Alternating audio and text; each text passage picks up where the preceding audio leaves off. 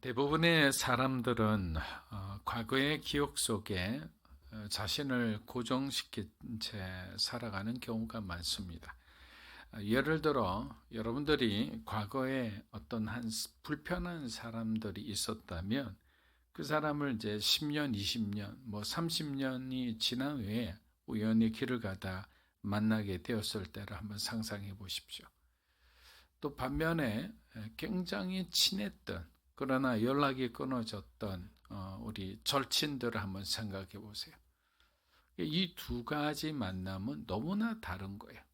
과거의 불편한 관계는 그 불편한 감정이 그냥 그 30년 전의 과거 그대로 내 안에 들어와 있는 거예요. 물론 그 사람은 예전에 나를 괴롭히던 사람이 아니에요.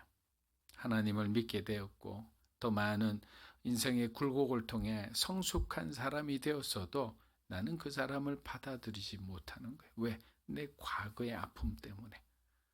반대로 좋은 사람이라면 지나가다가 막 호들갑을 떨면서 반가워할 거예요. 손을 잡을 거예요.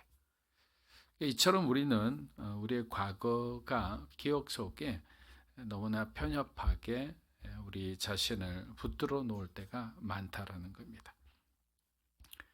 사랑하는 여러분, 그렇기 때문에 우리의 어떤 과거 중에 왜곡되거나 잘못된 것을 우리가 정리하지 않으면 우린 여전히 균형을 잃은 삶을 살 수밖에 없습니다.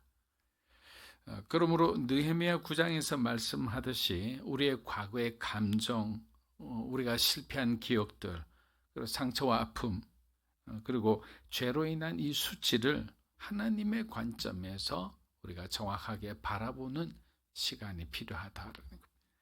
회개할 것은 회개하고 용서할 것은 용서함으로써 우리는 우리 마음속에 아직 과거에 정리되지 않은 내 마음의 찌꺼기들을 깨끗이 정리해야 된다는 거예요.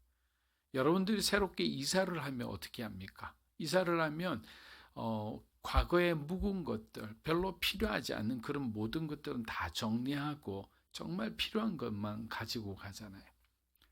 그런데도 집의 평수를 우리가 비슷한 평수로 가면 웬만하면 또 버리지 않고 가요. 근데 여러분 일본 같은 데서 여러분들이 이민 가서 살면 버릴 수밖에 없어요. 거기는 너무나 집이 작기 때문에. 그러니까 하나님께서 어떤 시련이나 어떤 단련을 통해서 우리에게 굉장히 좁은 방에 살게 한다. 물리적인 좁은 방이 아니라 마음의 방을 말하는 거예요. 그럼 결국엔 버릴 것 버릴 수밖에 없는 거예요.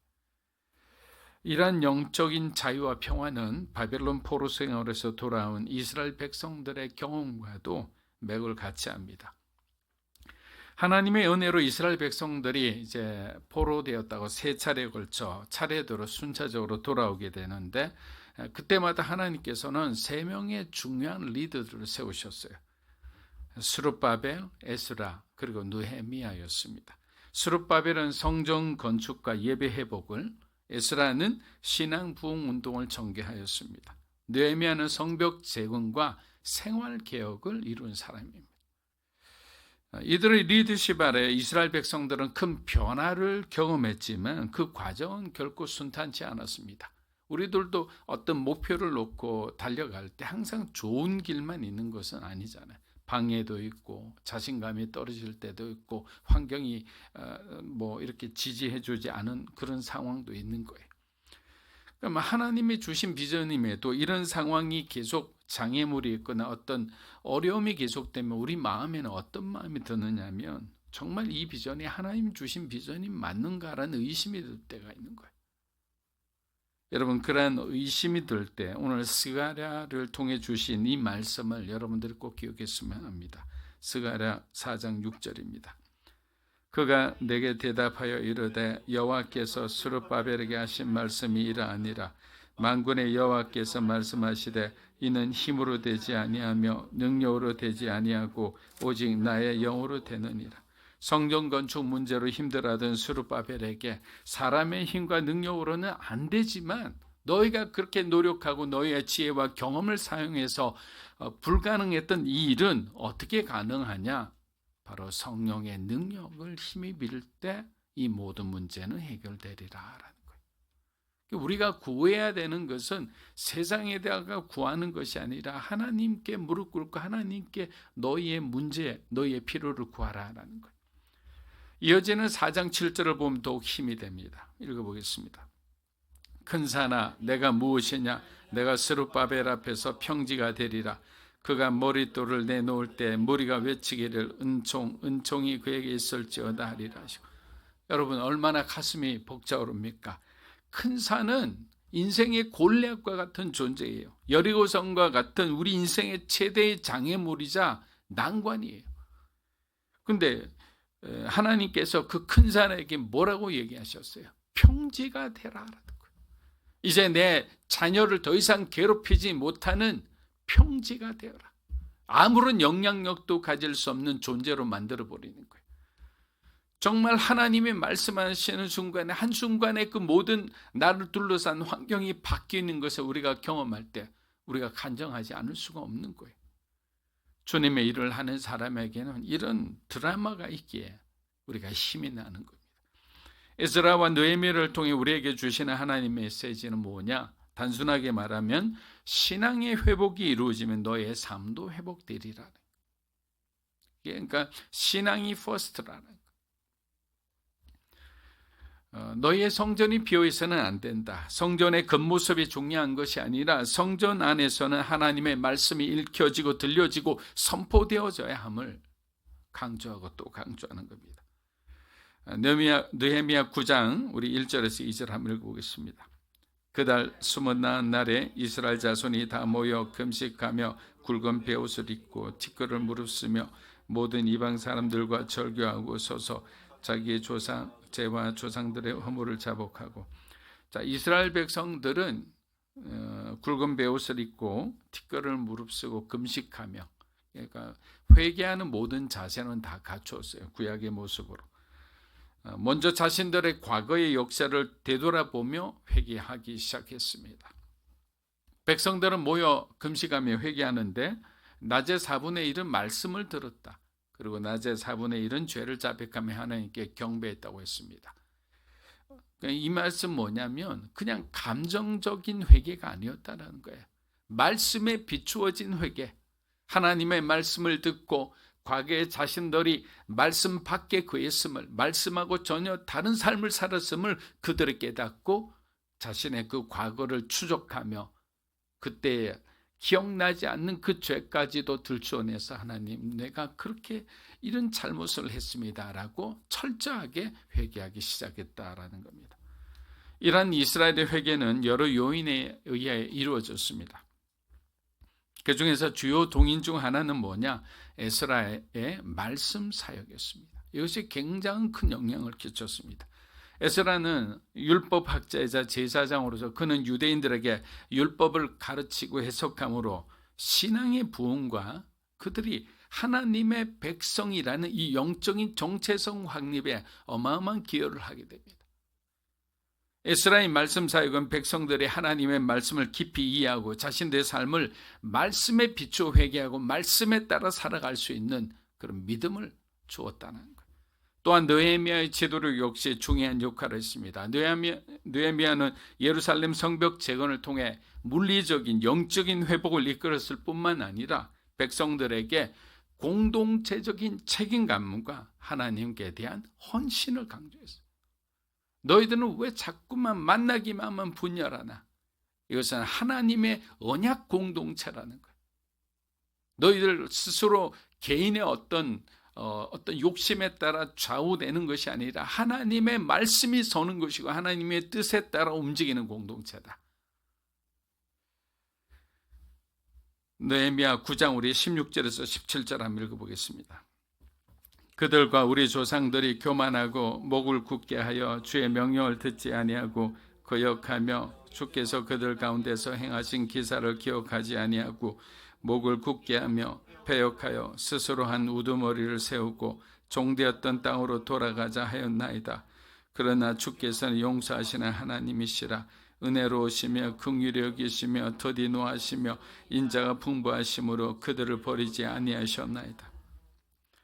여러분, 오늘날 교회와 사회가 이렇게 타락한 이유가 무엇인가 고민하고 고민했더니 많은 신학자, 목회자들의 공통적인 답변은 하나님께 진정한 회개가 사라졌다라는 거예요. 뉘우침은 많은데, 반성은 많은데 진정한 회개는 사라지고 있다. 여러분, 기독교 역사학자들은 기독교가 타락하고 병들었던 어떤 시점이 있을 거 아니에요. 우리도 뭐 이렇게 쭉 가다 보면 어떤 그 인생의 어떤 상황을 보면 데이터를 축적하면 그래프가 나오잖아요. 근데 이렇게 가다가 뚝 떨어지는 그 어떤 전환점이 있거든요. 근데 그 점이 언제냐면 바로 주후 313년 콘스탄틴 대제가 기독교를 공인하면서부터 교회는 타락하기 시작했다. 핍박과 박해 가운데 있었던 교회는 순수했습니다. 그리고 복음에 대한 열정으로 충만했어요. 그 핍박과 고난 가운데 어떻게든 복음을 전해야 되겠고 자기의 신앙을 지키기 위해 목숨을 내던지기도 했습니다. 진정한 회개와 진실한 믿음이 요구되었을 때 교회는 숨지 않았어요. 그런데 또한 교회의 권위는 살아있었으며 죄를 범한 교인들은 공동체 앞에 나와서 죄를 자복했고 공동체는 그들의 죄 사함을 위해서 함께 눈물로 기도했습니다. 하나님이 나의 모든 것을 알고 계시고 교회가 나를 지켜보고 있다고 생각하니까 이런 자정 역할들이 당시 교회 가운데, 초대교회 가운데는 가능했던 거예요. 그런데 교회가 제도권 안으로 들어가자 타락하고 부패하기 시작한 겁니다. 힘의 논리, 정치 논리로 겉으로는 교회의 힘이 더욱더 강세했지만 오히려 영적인 힘은 점점 더 약화되었던 겁니다. 사랑하는 여러분, 회개할 수도 없고 회개를 받아주지 않는 교회는 병든 교회라고 합니다. 교회 부흥의 역사를 보아도 부흥은 언제나 공동체가 죄를 회개할 때 일어났습니다. 여러분이 잘 아시는 조나단 에드워드와 요한 웨슬리의 부흥운동 역시 회개와 함께 일어난 케이스입니다. 1907년 장대영 교회에서 시작된 평양 대부흥운동 역시 회개와 영적 각성으로 시작됐습니다. 내한 선교사들과 목사들이 참여한 부흥에서 누가 먼저랄 것 없이 회개의 기도를 드리기 시작했고 사역자들의 영적 각성은 일반 성도들에까지 들불처럼 퍼져나갔습니다. 이러한 것이 하나님이 이적히시는 부흥의 가장 좋은 예라는 거예요. 열왕기하 6장 4절에서 우리 7절 한번 읽어보겠습니다. 드디어 그들과 함께 가니라. 무리가 요단에 이르러 나무를 베더니 한 사람이 나무를 벨 때 새도끼가 물에 떨어진지라. 이에 외쳐 이르되 내 주여 이는 빌려온 것이니이다 하니 하나님의 사람이 이르되 어디 빠졌느냐 하매 그곳을 보이는지라. 엘리사가 나뭇가지를 베어 물에 던져 새도끼를 떠오르게 하고 이르되 너는 그것을 집으라 하니 그 사람이 손을 내밀어 그것을 집으니라. 자, 엘리사는 도끼를 잃어버린 이 학생에게 잃어버린 정확한 위치로 돌아가자라고 조언합니다. 여러분, 여기에는 굉장한 중요한 뜻들이 포함되어 있습니다. 무슨 말이냐? 우리가 살다 보면 믿음에서 벗어날 때가 있죠. 그때 뭐냐? 언제 우리가 믿음에서 벗어났는지, 그리고 너희가 처음 하나님을 믿었던 그 순수한 신앙으로 바로 그 지점으로 돌아가야 한다라는 거예요. 그냥 단순히 과거를 정리하는 것으로 끝나는 것이 아니라 내가 언제부터 균형을 잃기 시작했는지, 내가 언제부터 영적으로 무너지기 시작했는지 바로 그 지점으로 돌아가야 잃어버린 도끼를 찾을 수가 있는 거예요. 지금 변형된, 왜곡된 하나님의 뜻에 맞지 않는 우리의 삶을 잠시 고친다고 근본적으로 나의 모든 것이 회복되는 것이 아니라는 거예요. 그런데 대부분의 사람들은 엉뚱한 곳을 헤매고 다닐 때가 많습니다. 하나님의 사람으로 살아가는데 방해가 되는 나의 잘못된 어떤 과거에부터 오는 습관이 있는데 그 습관을 깨끗이 우리가 정리해야 되는 거죠. 그런데 다른 사람은 이렇게 말합니다. 그런 잘못된 습관을 이거 나 개성이야. 여러분, 개성 아닙니다. 잘못된 습관이죠. 느헤미야 9장 5절 이후의 말씀 대부분은 이스라엘 역사를 되돌아보고 정리하는 내용입니다. 백성들은 과거를 돌아보며 하나님의 선하심과 자신들의 잘못된 행동을 인정했습니다. 그리고 자신들이 깨닫고 회개한 것을, 그리고 이 역사를, 이 모든 과정을 문서로 작성하게 됩니다. 반복해서 읽고 기억하고 후대에도 전달해 후대들도 자신들의 이 오류를 보고, 그리고 하나님이 우리를 어떻게 회복시켰는지 그 과정을 바라보고 반면교사로 삼기를 원했던 겁니다. 느헤미야 9장 38절입니다. 우리가 이 모든 일로 말미암아 이제 견고한 언약을 세워 기록하고 우리의 방백들과 레위 사람들과 제사장들이 다 임봉하나이다 하였느니라. 많은 이들이 새로운 시작을 결심하지만 실제로 그 결심을 끝까지 이루는 사람은 없죠. 그래서 작심삼일이란 말도 아마 거기서 나온 것 같습니다. 결심은 단단히 하지만 3일 지나면 이제 그 마음이 흐트러지기 시작한다. 이스라엘 민족 역시 수많은 어떤 약속과 언약의 역사를 가졌잖아요. 하나님은 우리가 읽었듯이 아브라함에게만 얼마나 많은 약속을 주셨습니까? 그런데 실제로 매번 약속을 깨뜨린 것은 바로 이스라엘이었습니다. 바로 저와 여러분이죠. 마음은 어린데 육체가 따라와 주지를 않는 거예요. 그러나 이스라엘은 결단합니다. 이스라엘의 결단에는 두 가지 구체적인 순종이 있었습니다. 저는 여기서 저와 여러분에게 권면을 드리고 싶습니다. 그것은 뭐냐? 우리가 정말 진정 변화하기 원한다면 그냥 변화한다는 결심만으로는 부족하다. 변화하기 위한 구체적인 노력이 뒤따라야 한다는 거예요. 운동하겠다고 하는 사람 맨날 방 안에서 TV만 보면 운동할 수가 없는 거예요. 나가야 되는 거잖아요. 그냥 걸어 다녀야 되는 거예요. 그래서 그들이 한 첫 번째 결단은 뭐냐? 우리가 한번 참고해 봤으면 좋겠습니다. 하나님의 말씀에 어긋나는 세상의 영향은 철저히 차단하겠다.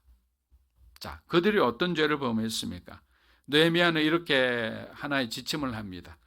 이방인과의 통혼을 이젠 더 이상 금지했습니다. 과거에는 이방인과 막 섞어서 결혼하니까 이제 혼혈이 돼버린 거잖아요.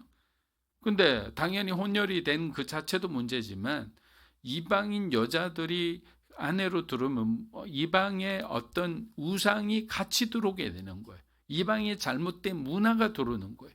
그러니까 이스라엘의 그 어떤 순수한 신앙 공동체가 회파되는 거죠. 오염되는 거죠.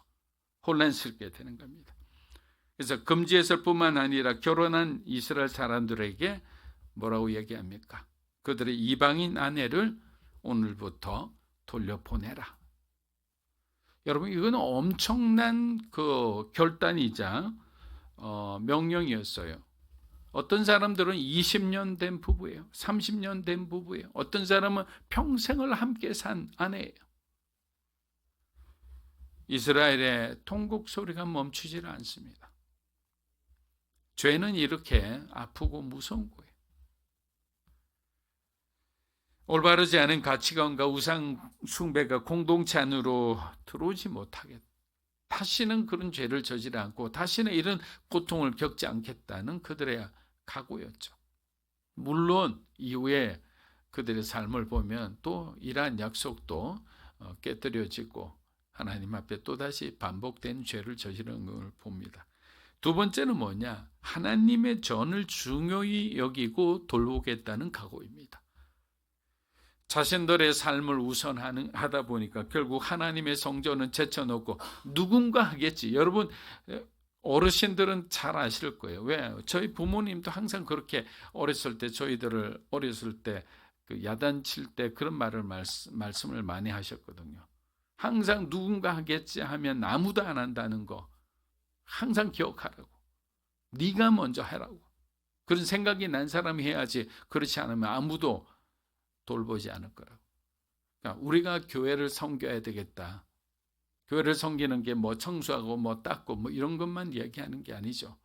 교회를 섬기는 교회 안에 직분자로서 하나님 주신 어떤 각자의 사명들, 책임들이 있는데 그것을 내가 열심히 하고 전도하는 것, 선교하는 것, 봉사하고 구제하고 그 모든 하나님의 마음이 담긴 그 모든 사역 가운데 물끄러미 보면서 그냥 방관자가 되지 않겠다는 거예요. 관객이 되지 않겠다는 거예요. 나도 거기 참여해서 주님의 일을 하는데 나도 거룩한 통로로 그렇게 살겠습니다라고 하는 것이 바로 두 번째 결단이었던 거예요. 하나님의 전을 소중히 여기겠습니다.